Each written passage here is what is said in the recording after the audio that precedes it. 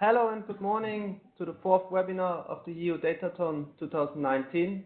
It's my pleasure to welcome you all and welcome all of our partners who will present you today some very interesting data sets. My name is Simon Steuer. I'm from the Publications Office of the European Union, and we are organizing this data competition throughout Europe for the third time now, and we do it in cooperation with the Romanian presidency and our partners also who present today. I will give you a short overview about the agenda. So first we will have a presentation from the Food and Agricultural Organization of the United Nations, the FAO. After that we have three presentations from the Joint Research Center of the European Commission, and then from the European Commission Directorate-General Energy we'll also have one very interesting data set. So I would, for the rules, maybe you can mute all your microphones, and if you have any questions, please write them in the chat box so we can ask the presenters later. One word about the competition. So you still have time until the 24th of March to submit a project description, what you can do here. And what we need from you, for example, today, the webinar is about Challenge 3, which is called Tackling Climate Change. And if you find one of the datasets interesting in the presentations today, you can use this dataset and create an application or web application or visualizations out of this and submit it here. You tell us which datasets you're going to use, and we need a very basic description of your project. Which problem do you want to solve, and so on. So you still have nearly 24 days, and the competition is open to all European citizens. You can register even as teams of cross-border, or you can have teams of 3-4 people. The only thing is that you need to reuse open data from the European Union. And now, with no further ado, it's my distinct pleasure to give the first presentation to the FAO. Okay, so let me share my screen.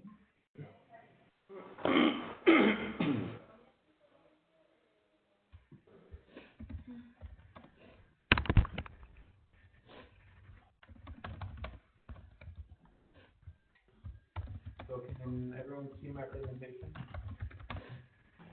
Yes, we can see it. Okay, great.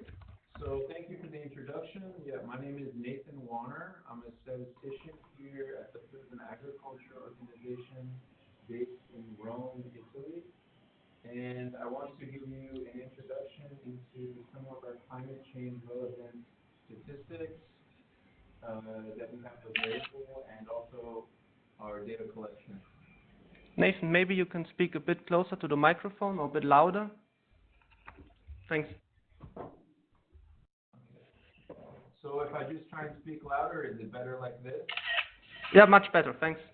Okay. So I know that we're mostly interested in the data sources themselves and how to access them, etc. But I thought I would give you one introductory slide of the climate change statistics that we have here at FAO. We know that agriculture and forestry are both a significant cause of climate change, responsible for 20 to 24% of global emissions.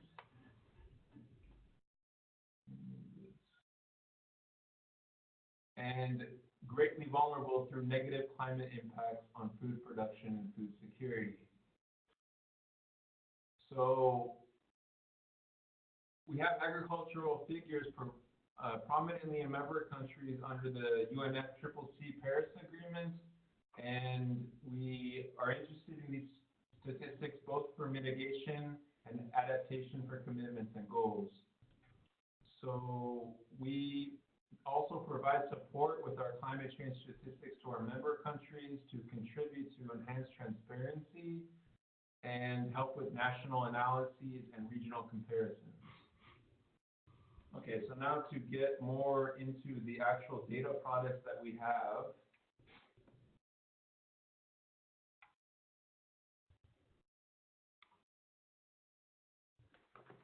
So we have a greenhouse gas emissions database here in our FAOSTAT database that I'll also open up later and have a closer look at the actual platform.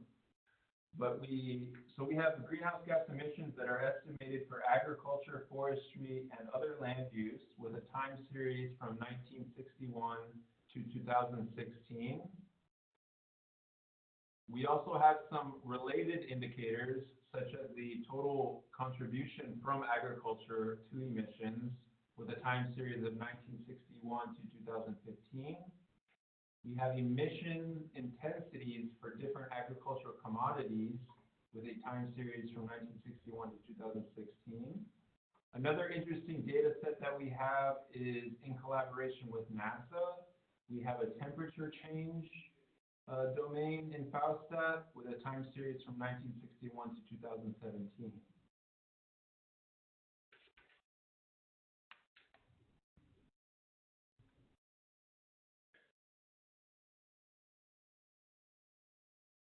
Okay, so I already talked a little bit about the international context and our outreach. We're also interested in helping countries better develop their national statistical platforms for better collection of data.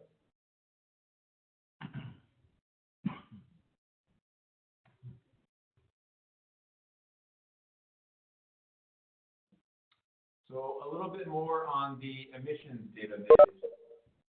Our emissions database has greenhouse gas emissions from agriculture and related land use, again with a time series up to 2016, for approximately 185 countries. How are these greenhouse gas emissions estimates done? So they're using the IPCC guidelines 2006 with a tier 1 approach. So for those of you that are familiar with greenhouse gas emission estimates, the tier 1 approach is the, let's say, more simplified approach, but from our context, it's also one that makes data more comparable across countries. So we're applying the same methodology to all countries. So this can help facilitate national comparisons between countries and can also help when you're doing aggregates of data. So we're doing regional and global aggregates, and we think that these national comparable data help to make better aggregates for this tier 1 approach.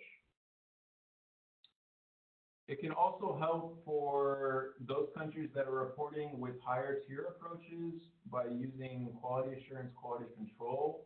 Countries can look at our simplified tier 1 approach to do some quality assurance with their more refined methodologies.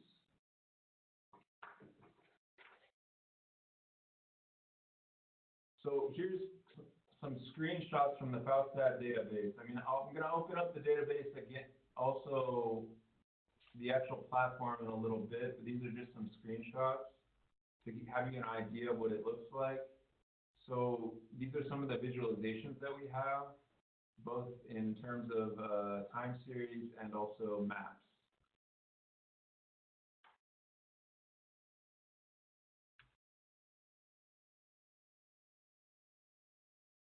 So we also do, as part of these emissions estimates, we do them by sector.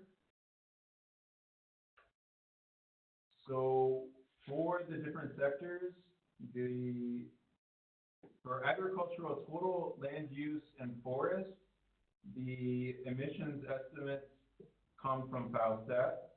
And then for the other sectors, they're coming from the EDGAR database, which is the emissions database for global atmospheric research from the JRC.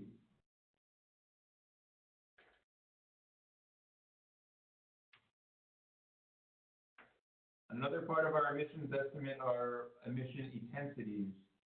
So these are basically the ratio of the greenhouse gas emissions associated to the production of a commodity over the quantity of production. And these emissions intensities are expressed in terms of unit of milk, meat, and rest.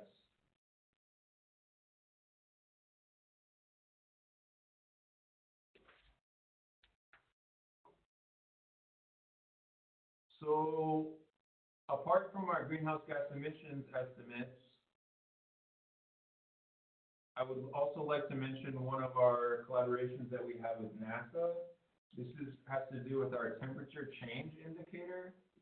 So again, this is a collaboration with NASA, and it's a time series from 1961 to 2017, where we have both annual. When I was asking about things, I did not get anything, any much.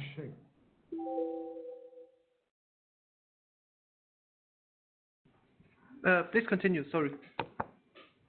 Okay, so for the temperature change, it's a time series from 1961 to 2017 with a collaboration with NASA. And again, here are some screenshots from FAOSTAT, which again I'll open up later, that are showing the visualizations that you can have.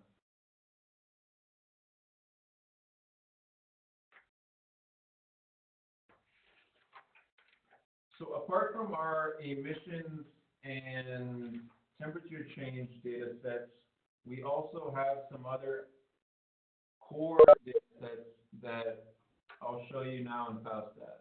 So that's basically an introduction to some of our climate change relevant statistics, and these can be used to inform regional and global trends. We also continue to work with our member countries, UNSC and UNECE, on the creation of climate change relevant statistical framework. This is all in relation to the Paris Agreement. So now I'd like to go more in depth into the actual FAOSTAT platform.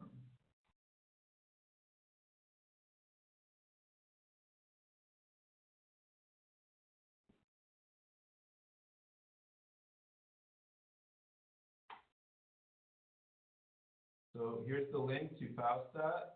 This is our data dissemination platform. And if you just click on data, you can have all of our statistics here in the statistics division.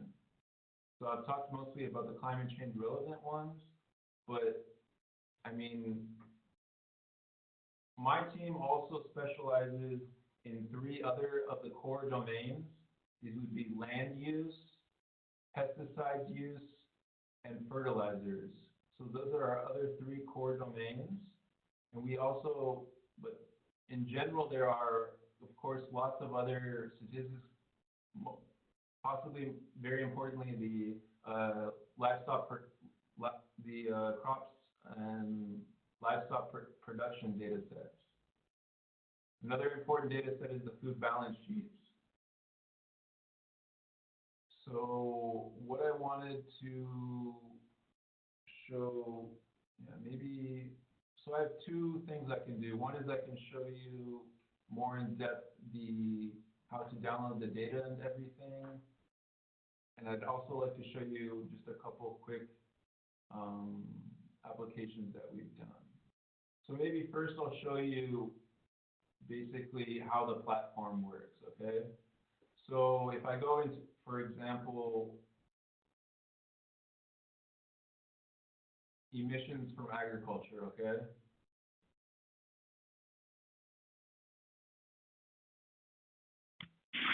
It's broken down in terms of countries, elements, different items, and by years.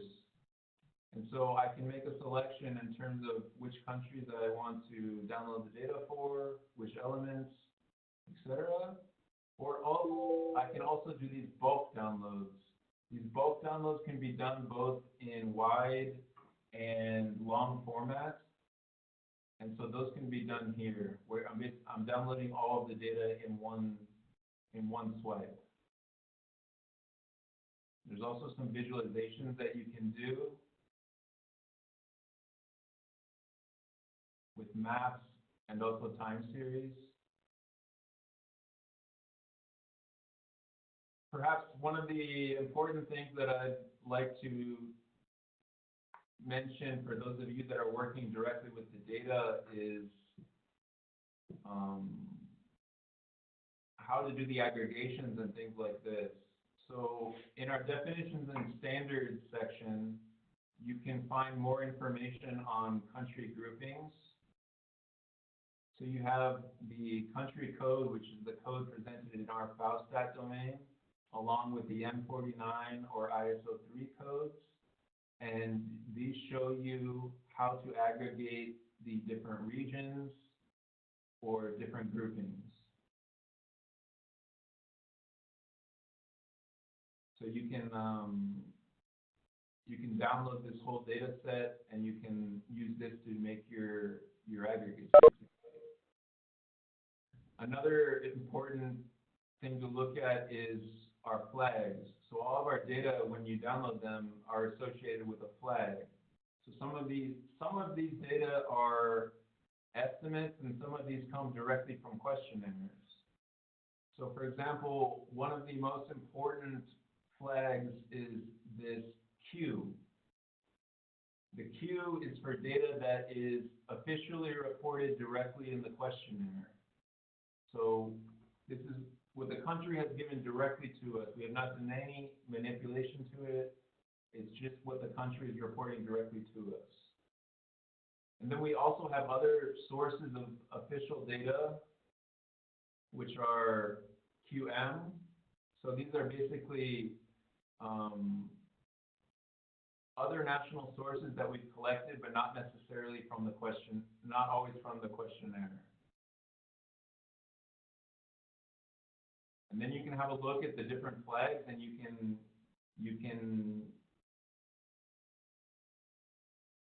see basically what way we've done our estimate to have data for our regional aggregates, etc. So for example, you'll see that you can see when data has been imputed, calculated, or used as a balance, which is done for the fertilizers, for example.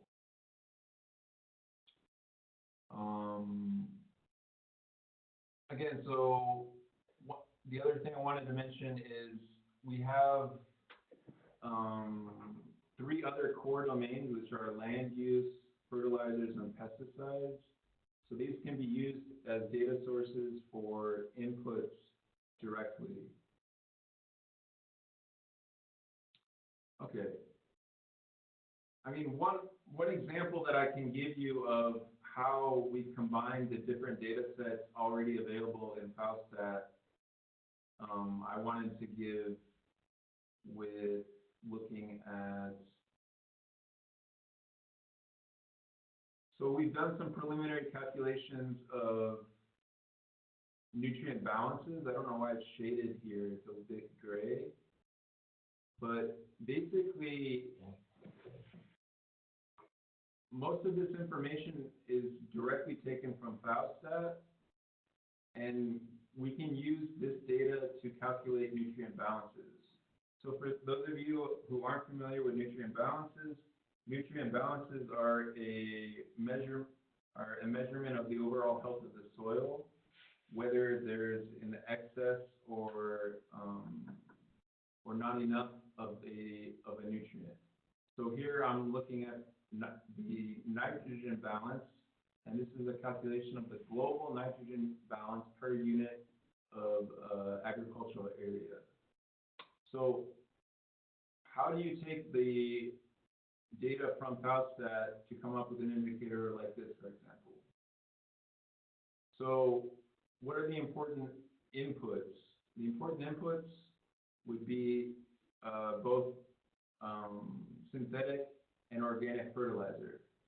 So if I go to FAOSTAT, I have my fertilizers by nutrient, agricultural use, by country, and the different nutrients, nitrogen and phosphate and potash, by year. So that's one of the inputs, which is synthetic fertilizer.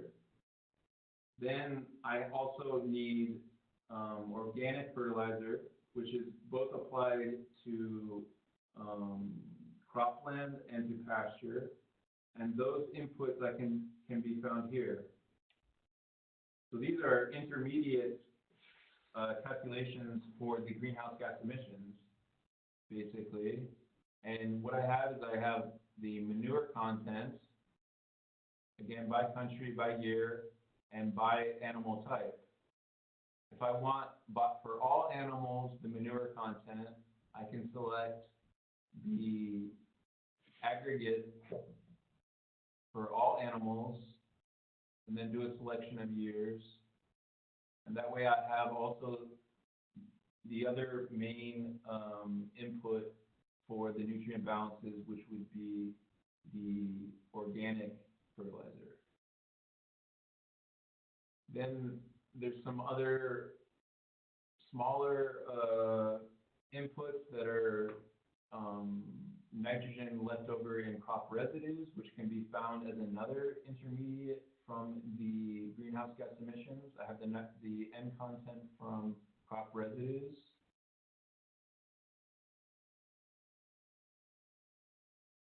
Okay, and I think that's mostly the inputs.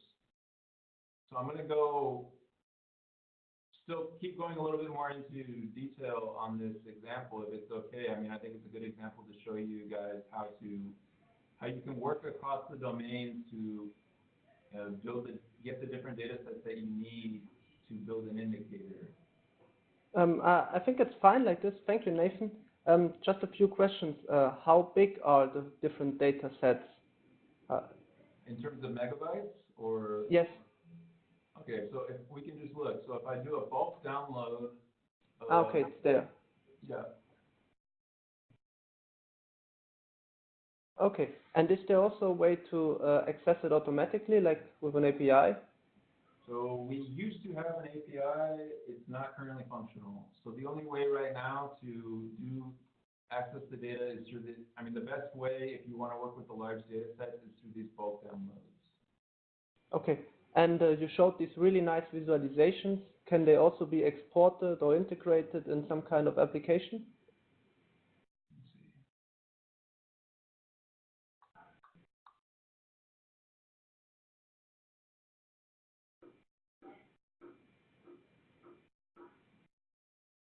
So you can get the data exactly.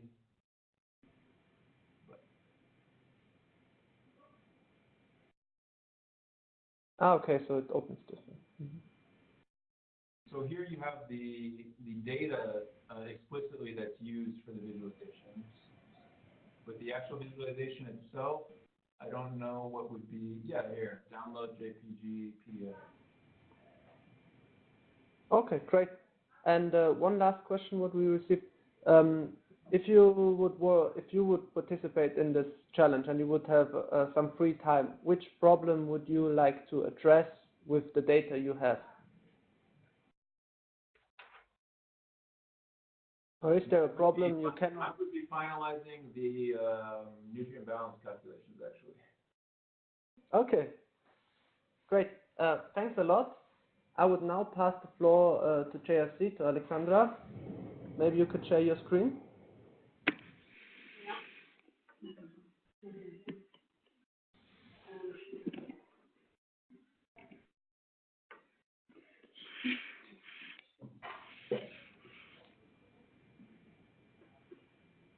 Okay, so good morning, everyone. From the Joint Research Center, that is the European Commission's Science and Knowledge Service. I hope you can hear me. Yes, we can hear you and we see screen. Thanks. So all the research and the data sets that we are using and producing here at the JRC are used for informing policy. And we are doing research in many fields that are related to climate change, but from all the different interesting data sets that can be used, and some of them are also on the Open Data Portal, we have chosen 3 data sets. And these are DOPA, the Digital Observatory for Protected Areas, EDGAR, the Emissions Database for Global Atmospheric Research, and the GHS Urban Center database. And now I will give the floor to my colleagues who are going to present these three different resources.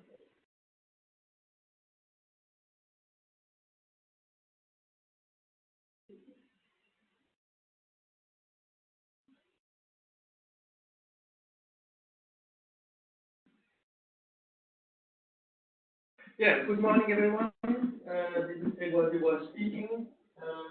I'm a project leader at the GSC, leading a project on global conservation and development.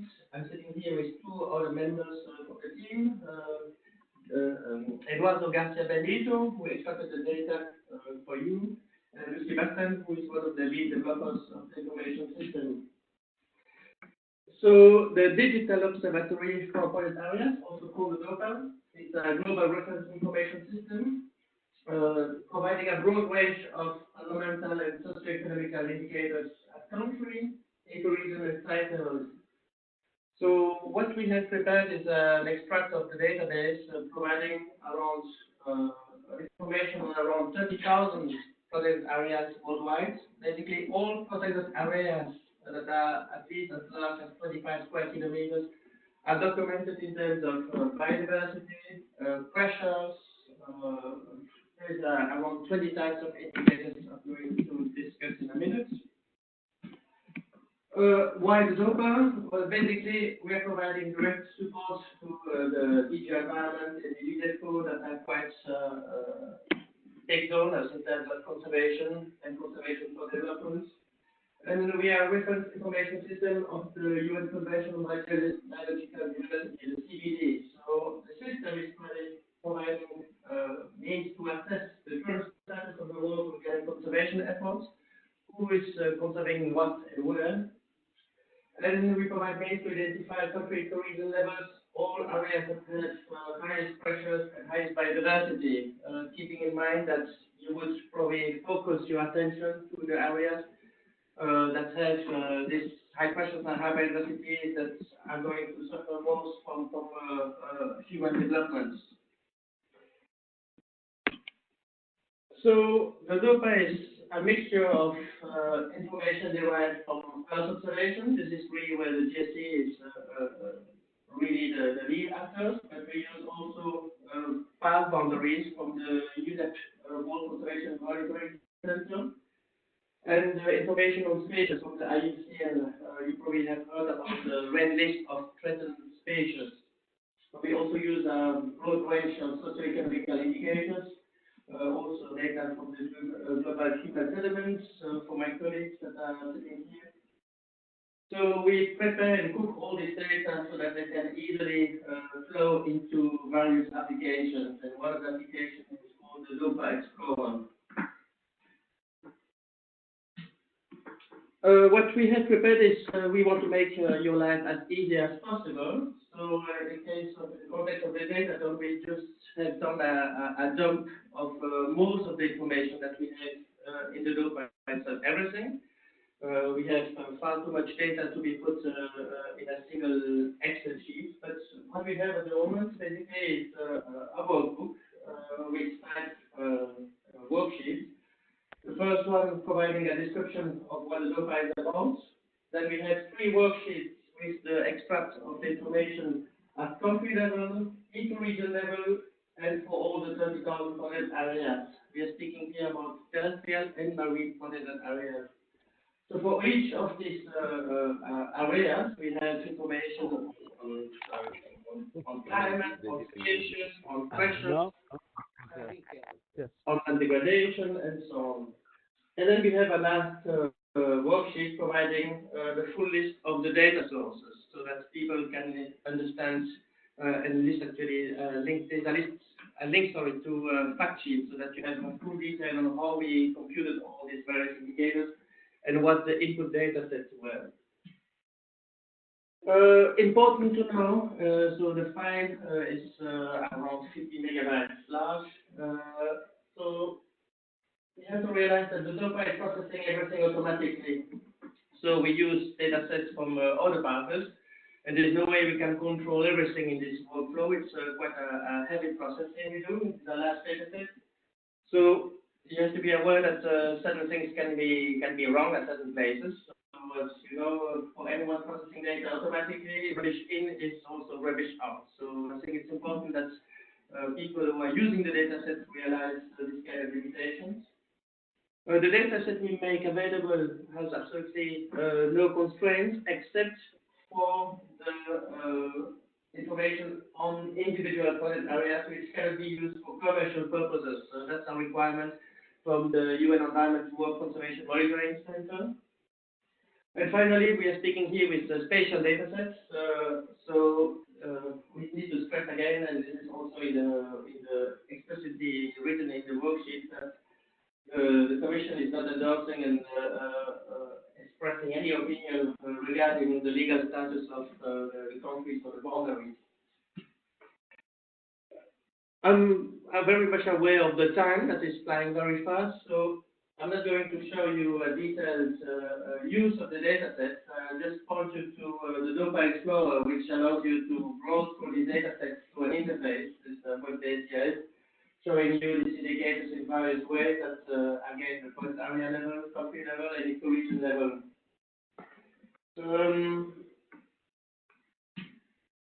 So the Envisaged applications, basically, we have two ways to access the information. The main access would be, of course, the Excel sheet, which is this dump of the database. That's, I think, the way we want to share it through the EUdatathon. But for the developers, you can access our REST services, so you don't have to pre-cook or extract certain things. You can directly access our services to embed these key indicators in your own applications. In terms of research, for those who are more interested into the contents, the scientific content of the data, again, these are very, very large data sets. So the number of combinations of use of the various indicators we have is I wouldn't say infinite, but it's very large. To give you an example of a recent work we did that has been published this year, we looked at the evolution of surface water in important areas on the global scale over 30 years. To look at the changes, and also statistics at the country level. So one possibility, for example, is to correlate this information that we have as well in the worksheet with, for example, the urban pressure, the population density around certain areas, with everything you can find in the worksheet. You can also look at the impact on potential species and this kind of thing. So it's really up to the end users to play around with the data set and come up with a number of suggestions. I think that was it for my case. Grégoire, just one short question. Thank you very much for the presentation and for creating this Excel worksheet. But where can the participants download this? So this will be directly from the EU Open Data portal. Yes. Okay, great. So then Maybe we can provide the link, or they can go directly to the Open Data portal and search for it. Perhaps we can link it in the webinar. We can put directly the link under the presentation. Okay, very good. Let's do this. Thanks. Yeah. Thank you. So the next data set is EDGAR.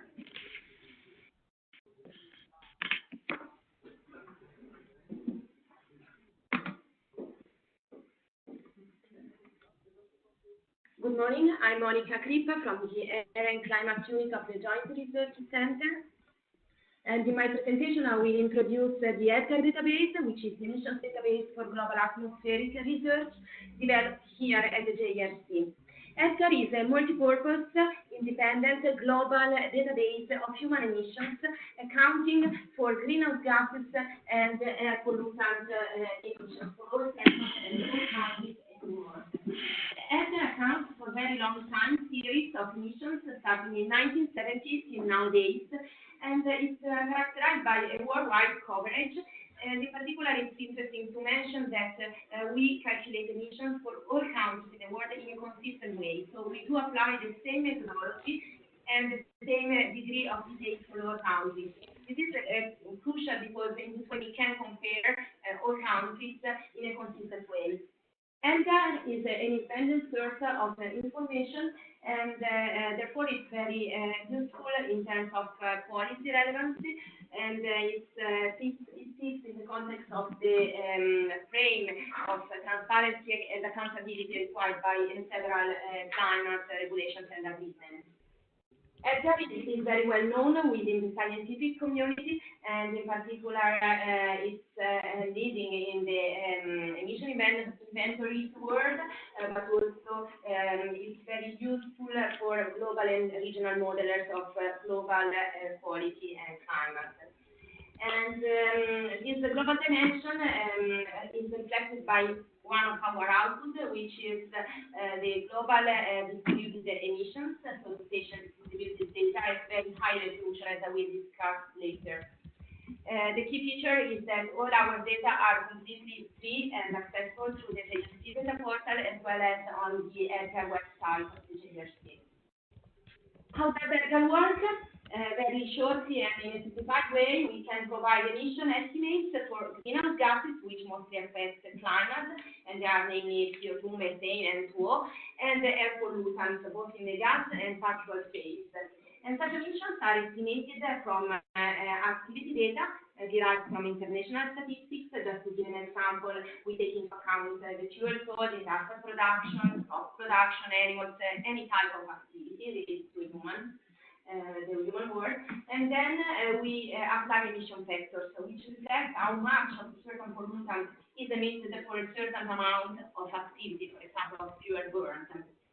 And then additional information is we couple the activity data emission factors with technology penetrations and abatement measures, which reflect actually the implementation of certain policies. If we think, for example, the filters at the pipe of a vehicle or on a start of a power plant.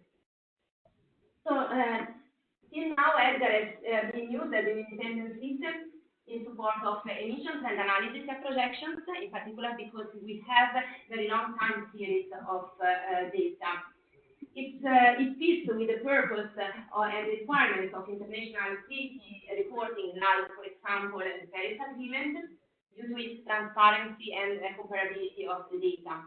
And having long time series, EDGAR is really useful to track emission changes in terms of emitting sources, fuel changes, technology implementation, abatement measures, so the actual evaluation of policy impacts and the effectiveness of these policies, not only at the European scale, but also at the global scale. So we have this global dimension, which is very important as well. And EDGAR can be used also to help in the definition of control strategies for emission mitigation, particularly for climate change and air quality. And as said, the second product of EDGAR is these global grid maps, which are the required input to run global and regional modeling of atmospheric pollution and climate change. So now we go into the details about how do the data look like. The first type of how we produce are these emission time series by country and sector. So we produce Excel files, and they are easily downloadable from the JRC data portal. Here is just an extraction of CO2 emissions for aggregated sectors, but we provide them also at higher degree of detail as well for all countries in the world, and over time it's very simple. And here just a reference to the JRC data portal dataset. And these data are available both for greenhouse gases and air pollutants. And one way, an easy way to represent such data, such information, is to produce bar graphs, for example, for aggregated sectors over time. This is a global average, a global view, but it can, this size of graph can be produced for more than 220 countries. The other type of product is it refers to global emission grid maps, and both for greenhouse gases and air pollutants. And these maps are produced at 10 by 10 kilometers resolution, and we cover all the globe, all the sectors. So we this is just an example of total CO2 emissions, but this map will have a very different pattern for different sectors. So, for example, for power plants, you will see point sources. For road transport emissions, you will mainly see the road networks. Residential sector is will reflect the human settlements and so on. And an important feature is the time resolution. All our data are produced both at annual and monthly resolution for all countries. And we cover, again, no time series. And here I reported the link of the data portal where you can download the data. These maps are available as text file or an XDS file. We do couple our emissions with other statistics and other metrics. For example, if you couple population data with and GDP information with our emission, we can calculate per capita and GDP emissions, which allow to compare countries of, for example, different size or different economies. And here is, for example, a report representing the per capita CO2 emissions in 2017 with a map where for each country we assign a certain value of per capita emission. But these data are also available as an Excel table for all countries, time series, and per capita values. So what might be the envisaged applications of EDGAR? As you know, the atmosphere is a very complex system, so it's not characterized only by greenhouse gas emissions, but there are also air pollutant emissions. And it's important to evaluate which are the co-benefits and trade-offs between air quality and climate change issues, and how do the policy interact for tackling these two features. And one way is to, for example, look at how emissions of certain pollutants mainly related with the quality, we're changing due to the implementation of certain climate change related goals. As already mentioned, we can couple our emissions with plenty of other statistics like population, GDP, or we have seen already temperature, and there are plenty of use in order to develop indicators at country-based level. And when we look at spatially distributed data, there are plenty of applications that we can develop. For example, we can look at most emitting sources in space and time. You can represent, for example, with pie charts, the relative contribution of different emission sources, or you can use, for example, bubbles to highlight the hotspots, so highest emitting areas, and how did they evolve over time. And I'm happy to answer any question. Thanks. So, thank you very much. There was a question if I need to be an expert if I want to work on this data set, because it sounds really complicated, but maybe you can tell a bit about the complexity. Yeah. What we deliver are only emissions by sector and country, and sectors are very easy to understand, because when we speak, for example, here we can take a look at, we provide emissions for the power industry, so it means power generation, power production, energy production, then buildings. I think it's common sense to understand that there is a good description, documentation, anyway of all the details, but I think it's very easy to understand what means transport or other activities. So, and then you have Afghanistan, Albania, and all the other countries. So you do not need to be an expert to be able to read and understand the data, because they appear just like Excel files, so they are table, again, country, sector, and time of emissions of greenhouse gases, which is made in CO2, let's say, and then there are another set of compounds more complicated and related with air quality, but still, I think it's very accessible. Concerning Okay, thank you. One more question about the quality of the data. So you said the data is available since 1970, yes. But I guess now the quality might be much better for the current yes. years, or how is it? Yes, actually, when we think about our work, it's not just updating the emissions for the latest years, but we reproduce the whole time series for any update we do and for any release. So actually, as you say, the accuracy or the reliability of the statistics is much better for the latest year. However, we do we reconstruct the whole time series every time, because actually also historical data are getting better and better with the, let's say, more recent statistics. provided by, for example, the International Energy Agency and so on. So actually we care a lot about the accuracy and the uncertainty of our data, and we do the quality checkings and so on. It's not just updating the database for 1 year every time. It's rebuilding the whole time series. So it's a huge amount of work on the database. Mm-hmm. And each entry has then a geocode, right? Yes. Okay. I really much like your idea to create an application which checks the effectiveness of policy actions. I think this could be a really interesting application, and I hope some participants catch up to it. Yeah, I can provide support. Yeah, great, thanks. Additional info, no worries. Also, we're constantly in contact, and if there is additional need for more details on our data, if the participants need clarifications or help with accessing the data or understanding the content, then we are here to assist. So the next data set is the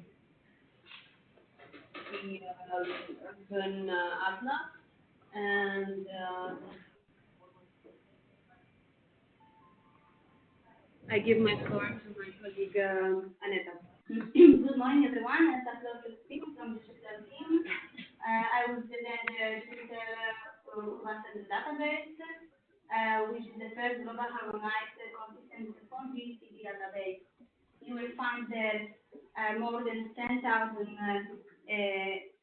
centers and attributes which will be from location and spatial extent to the time dimension on different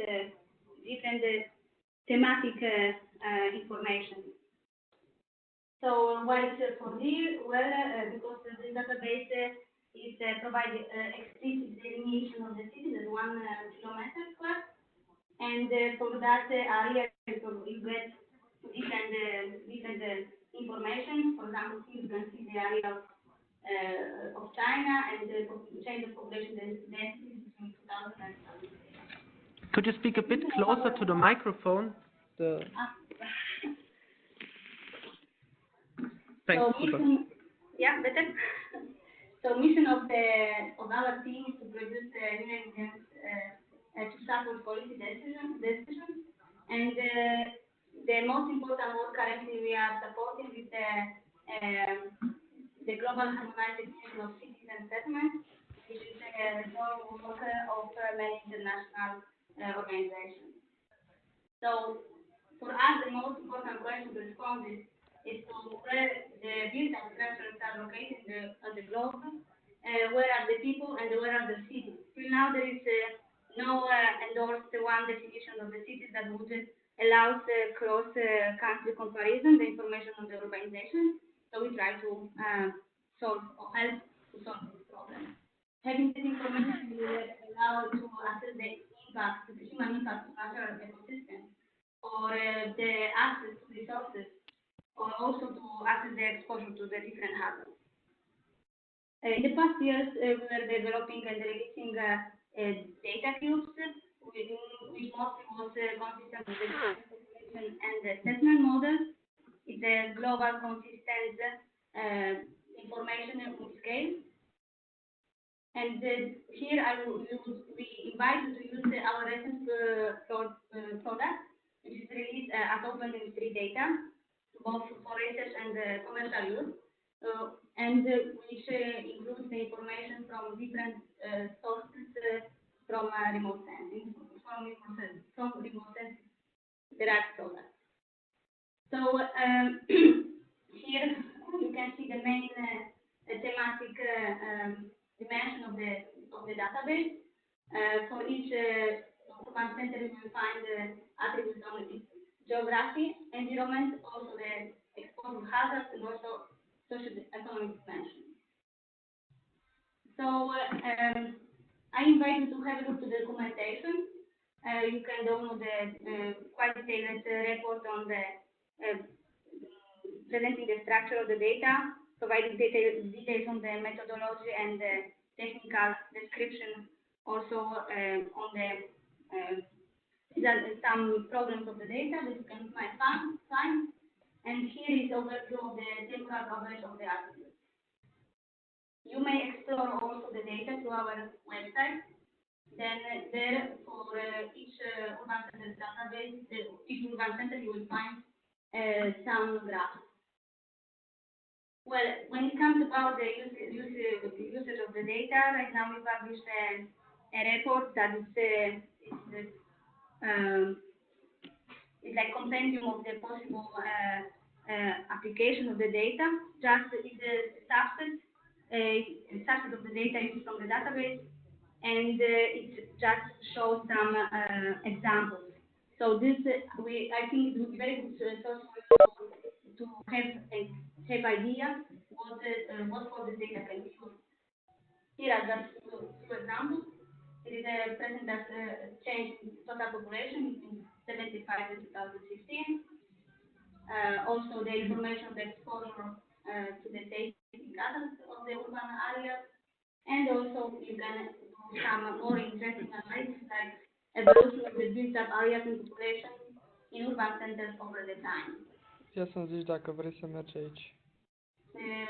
Here are a few resources. La Inotech, o conferință about creating, nurturing and maximizing innovation ecosystem. Okay, so here you can see the resources that can be associated with this data. From our website you can explore the data.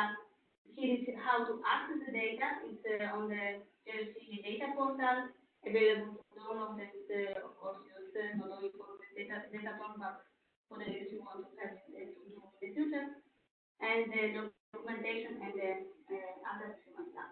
The data are structured as a tabular data Excel file. So if somebody wants to only use the Excel the tabular data to match with other resources, it's possible. If you want to perform some geographical analysis, you also have the shape file to be able to do it, and the documentation. The file is the data is a bit heavy because we are talking about more than 10,000 entities and more than 200 attributes per each, so roughly 200 megabytes. So thank you very much. And any questions? Thank you very much. We've got the question if there's a possibility to forecast with your data set. So when using this data set, could we create some forecasting? In the database there are only 4 epochs, 75, 90, 2000, 2015. It's possible, but I would say that for forecast it might be a bit limited. Depends on which attribute. Because as was shown in one of the slides, the temporal sums come attributes we match data from other sources. So when they are available, we can add those information. For example, we use the EDGAR data also to produce the information on the emissions of our centers. So it depends also on the other sources that we can use. So availability of the data. Okay, thank you. If I want to with compare other data sets from other sources, or adding additional data from the JRC or other entities. I think it could be very interesting because don't forget that here we have the information only on the urban space. So the statistics can be joined with the other country-based statistics, and develop very nice applications. could I compare with your data, for example, the way cities are set up in China versus in Europe? Where in the geographical aspect, you mean? Over time, I mean, how they. Yes, why not? Yes. But depends on the attribute. For example, you will find documentation information about the hazard to the earthquake, and the baseline data on that information are not comparable, and this is clearly in the documentation. But the others are comparable data sets, so you can compare them.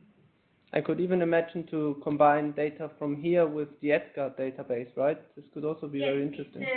currently it's already you will find in the database the emission of CO2 and PM2.5, for example.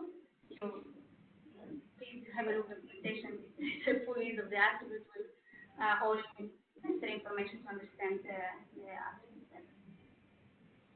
Okay, thank you very much. I think that's from JRC, right? Yes, that was all from us. And what I maybe wanted to add was that there are already synergies between these three different data sets. As you can see, the EDGAR is inside the GHSL, and also information about the cities is combined also, I think, in the DOPA.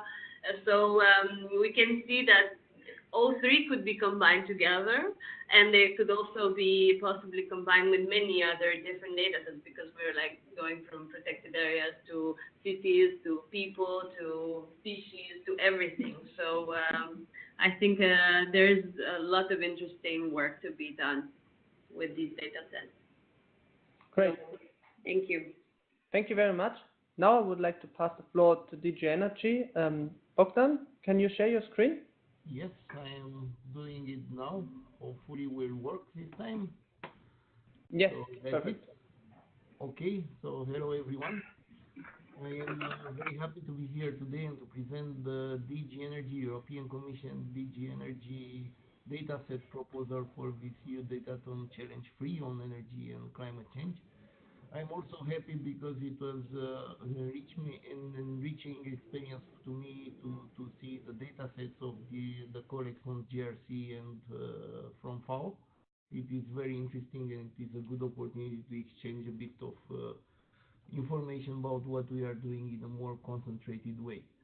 So now, before moving to the precise data sets, I would like to introduce you for this challenge. I would like to briefly speak a bit about DG Energy. So we are a policy Directorate-General of the European Commission, so obviously we are not big producers of data. Nevertheless, we have some small statistical data collection, for instance, on weekly prices and on monthly crude oil imports, which are coming from our directives as an obligation. But we also use intensively data and statistical data, market data, statistical data, because we are a Directorate-General making policies based on evidence, on data. So we need a lot of reality check, let's say, in terms of numbers of what's happening with our policies, or in terms of how to shape better our policies. So you can see here, for instance, on our website, you can see in the data and analysis sections more or less the biggest part of data we use and produce. The first item is the energy statistical pocketbook and the country data sheets I will introduce you in a bit. The next one is a web tool presenting the Energy Union indicators, a collection of indicators we use to monitor the progress towards the Energy Union objectives on energy and climate. You can see another item on energy prices and costs. This is a biennial report, a big comprehensive report on energy prices, cost, taxation, subsidies we are producing here at DG Energy. In the market analysis, you can see quarterly bulletins of gas and electricity we are producing as well. The weekly oil bulletin I mentioned with the weekly oil prices, in fact oil product prices, crude oil imports, and also web tool and more details on the energy modeling we are undertaking to shape our future policies. So now turning back to the topic of today's presentation. So basically we are producing here a certain statistical support for all DG. That means not to create statistics or data, but to aggregate in a more user-friendly way different statistical data. And these two products are the Pocketbook, EU Energy in Figures. It's an annual publication. It's in print and PDF from more than 10 years ago. And the second one, which is exactly the subject of this webinar, are the EU Energy statistical data sheets. This is a biannual publication in form of Excel file, And it's biannual because we try to manage and to update these statistical data sheets according to the updates of the sources being Eurostat mainly, and also the EA UNFCCC repository of CO2 and GHG emissions. Both are available at the link below, and the link below is the same with the one I just introduced you a bit earlier. And of course, both are available on the Open Data portal. So now speaking a bit more about the energy statistical data sheets. So these are an aggregate of time series from 1990 onwards till the last year available of the main energy and climate data. As I said, it's in a form of Excel file with workbooks dedicated for each member state, another workbook dedicated to the European Union, and also another aggregator where we can see the figures every year in a selected year for all the countries in one worksheet. And this is what I will present you briefly later. So this data, as I said, this is just a taste of how the file is looking. So the data are already structured, prepared, for ready to be used in any kind of application, and I will tell you later which is our idea for this challenge. And within this data we can find the most important part of the energy balances by each member state, the electricity and heat generation data, the few data about the infrastructure capacity, installed capacity, combined heat and power data, market and energy indicators, and as I said, emissions in terms of greenhouse gases and also CO2 only. So you can see here that everything is in colors, so it's easy to identify which section is about with a title on top. And I would like to introduce you to show a practical demo on these data sets. Again, the data set is available as such on our website and with the redirected link from the Open Data portal. So this is the introductory worksheet where you can see the details about the data and the last updates happen. You can see on the left side also the definition of what is behind each color in terms of data sets. And on the right side, you can see a brief, very rough content and navigation panel. And for instance, we can go to the European Union and we can see here data, as I said, from 1990 to 2017, the last data reported to Eurostat by the member states on energy balances. That means on the production of different energy carriers, imports, exports, gross available energy. This is a new terminology introduced right from this year by Eurostat, and this is the reason that this time the data sheets were significantly changed as compared to the previous years. The gross inland consumption, which means the main consumption inland in the EU 28 in this case, again detailed by type of fuels. We can see also some details about the energy transformation sector. That means inputs in terms of energy carriers, but also by type of activities, by type of plants, electricity, heat production, CHP producers, and we can see also the transformation output. That means the results of this energy sector. Okay. We are going down in the energy balances to the final energy consumption, which means the consumption of the economic sectors, main economic sectors, which are here in the statistics, the industry, with details by some subsectors, transport, again details by different sectors, residential sector, services, agriculture, others. In the kind of blue section, we have the electricity production in terms of energy generated, again by type of fuels.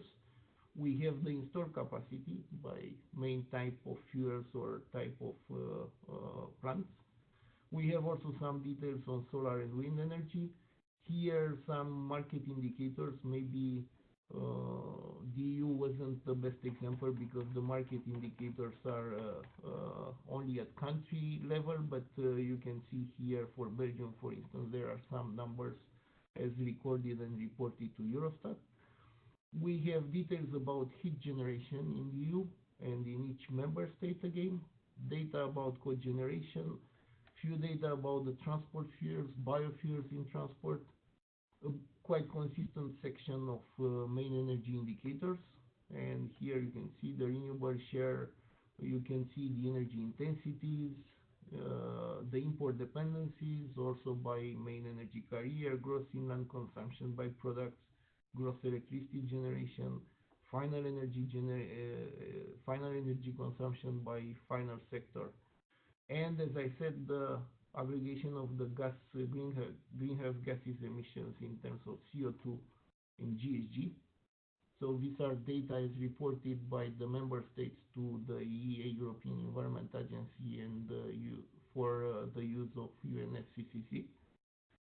And at the end, few data about population and GDP. So you can see that everything is quite structured.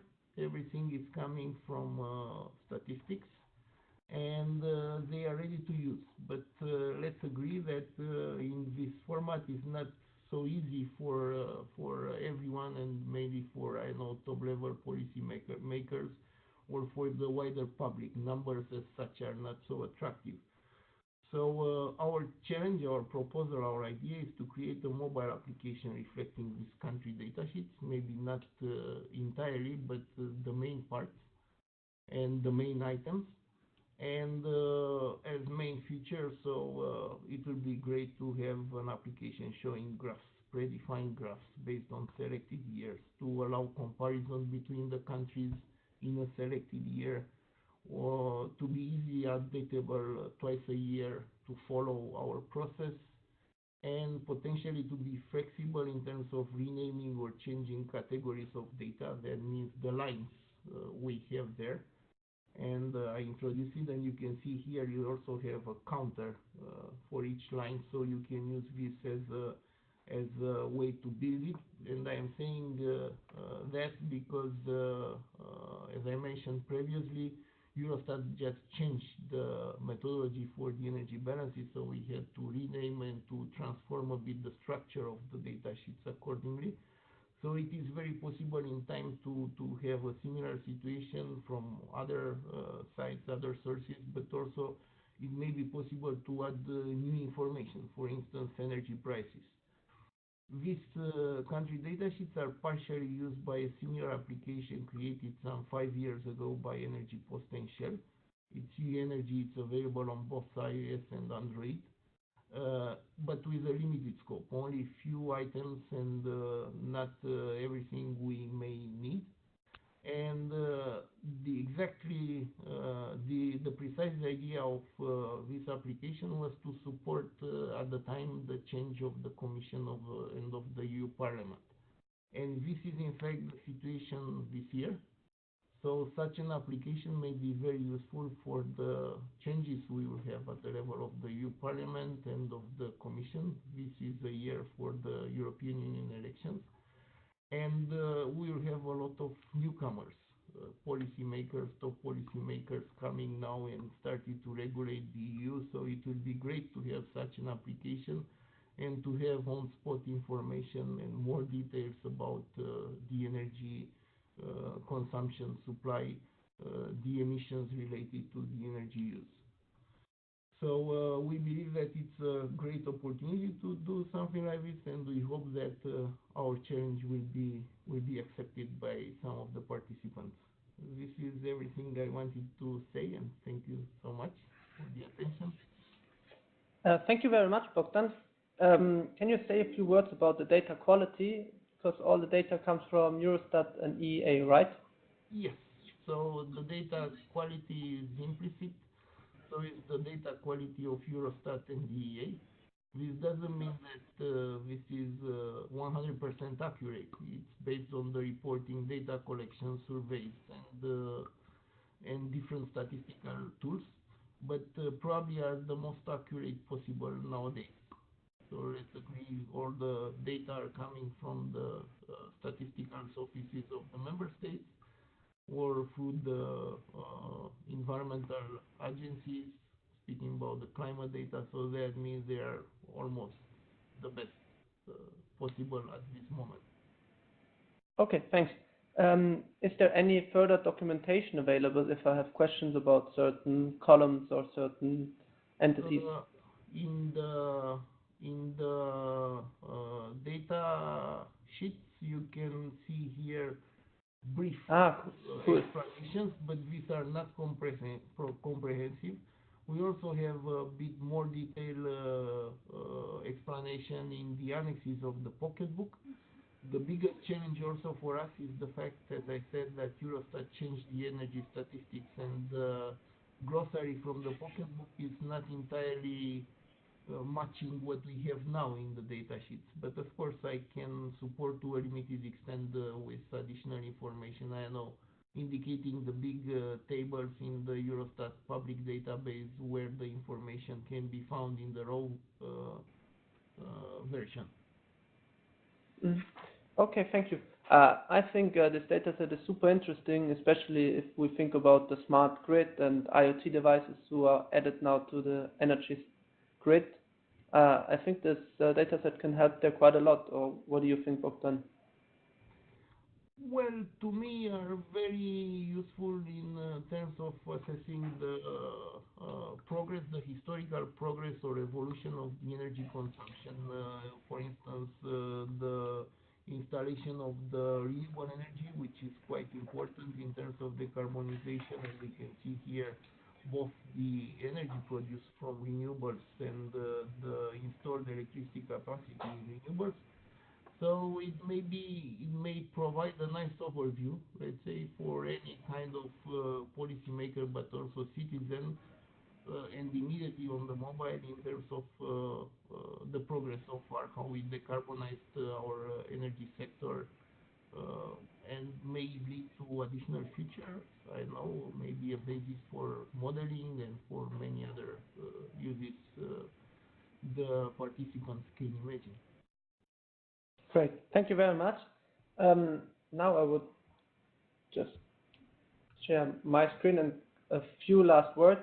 So a big thank you to all the participants and especially to all the speakers who took their time and did the presentations and already developed ideas for the participants what they can work on. I think this helps them really a lot.